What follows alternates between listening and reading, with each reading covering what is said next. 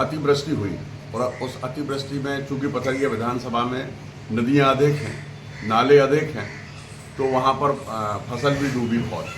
मैंने कलेक्टर को निर्देशित किया है और उन्होंने भी आदेश जारी कर दिए कि सभी जगह सर्वे करा करके तो जो नुकसान हुआ है किसानों का भरपाई तो नहीं की जा सकती, लेकिन उनको जो राहत राशि का मुआवजा है वो निश्चित रूप से दिया जाएगा।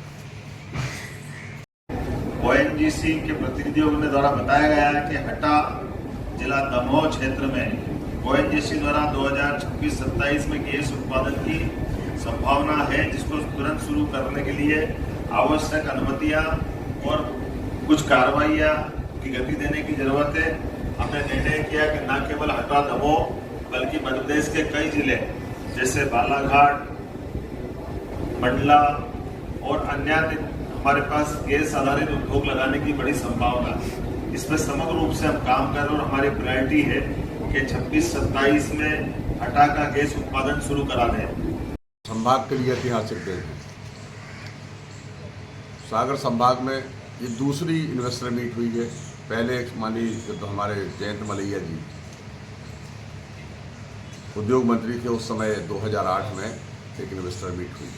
उसके बाद 2008 के बाद अभी जो हुई, कल 23,500 करोड़ के इन्वेस्टमेंट होने की प्रॉमिस किया है लोगों ने।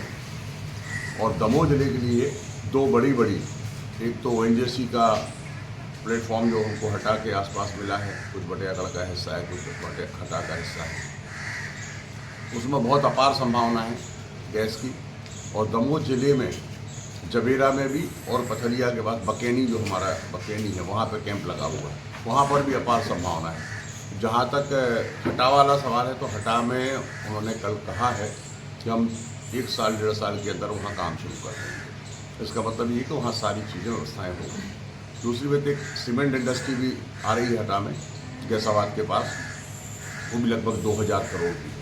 अगर हम इसको माने तो 4 से 5,000 करोड़ की जो इंडस्ट्री लग रही है दमोह में, वो दमोह का दिशा और दशा दोनों बदलने का काम करेगी। साथ ही जो इससे रोजगार मिलेगा लोगों को, वो भी लगभग 4 से 5,000 लोगों को रोजगार मिलेगा। तो मुझे लगता है दमोह के लिए बड़ी सौगात है। और भी 2 इंडस्ट्री आना थी, लेकिन किन्हीं कारणों से वो उसमें शामिल नहीं हो पाए, लेकिन मेरी उनसे लगातार बात चल रही है जो यहाँ पर इंडस्ट्री लगाने में इंटरेस्टेड है। मुझे लगता है कल जो इन्वेस्टर मीट हुई है वो पूरे संभाग के लिए मील का पत्थर साबित होगी। साथ ही कल माननीय मुख्यमंत्री जी ने जो कहा है वो और बड़ी बात है कि हमारे नदी से नदी जोड़ने के, अब राज्य के अंदर की, अभी तक एक राज्य से दूसरे राज्य में नदी से नदी जोड़ने की बात थी, अब उन्होंने कहा है कि हम प्रदेश के अंदर भी नदी के आपस में जोड़ने की बात उन्होंने कही है। उससे मुझे लगता है जो हमारा सपना है नर्मदा नदी को कोपरा सुनार में जोड़ना, वो सपना बहुत जल्दी पूरा हो सकेगा। क्योंकि जब हमारे राज्य के अंदर की नदियाँ जोड़ने की बात होगी तो निश्चित रूप से ये बहुत महत्वाकांक्षी योजना है। और इसके साथ साथ बुंदेलखंड का पूरा नक्शा बदल जाएगा।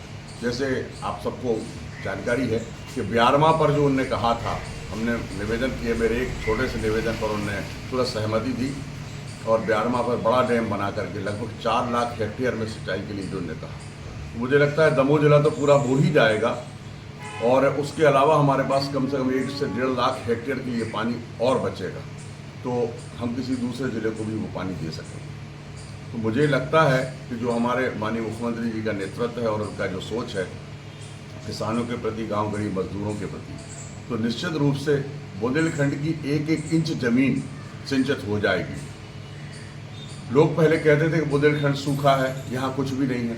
उसमें जो बदलाव हमको दिख रहा है पिछले 10-15 सालों में, वो निश्चित रूप से इस प्रदेश को पंजाब से भी अच्छा बनाने में सहयोग करेगा।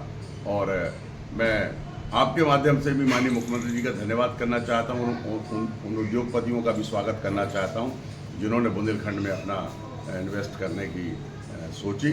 उनका बहुत बहुत धन्यवाद और आप सबको भी बहुत बहुत बधाई। ये अकेले सिर्फ पथरिया विधानसभा की बात नहीं है, ये पूरे जिले की और पूरे प्रदेश में भी माननीय मुख्यमंत्री जी ने निर्देशित किया है जहाँ पर फसलों का नुकसान हुआ है उनके तुरंत सर्वे कराया जाए। तो मुझे लगता है कि ये संवेदनशीलता का परिचय है, क्योंकि भारतीय जनता पार्टी हमेशा किसानों के साथ, मजदूरों के साथ कंधे से कंधा मिलाकर खड़ी रही है और हमेशा उनके लिए जब भी अगर तकलीफ आई है तो हम लोग साथ खड़े रहे।